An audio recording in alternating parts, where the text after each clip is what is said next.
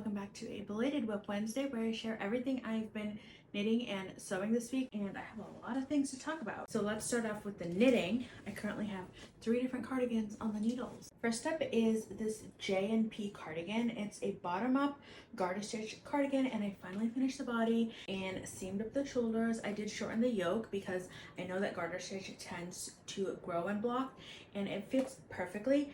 I generally don't really like the look of garter stitch, but I think the stripes really work in its favor. The next cardigan I have is one I've self-drafted. It's a contiguous sleeve construction that I've knit top down, and I've decided to steek it.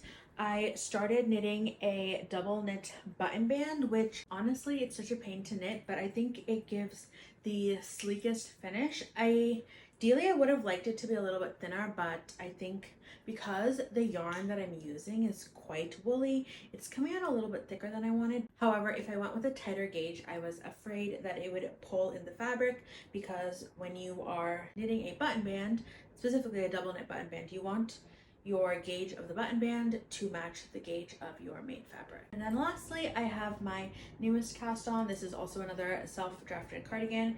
This one, however, I'm doing a modified set-in sleeve / drop shoulder construction, and I've just finished the yoke.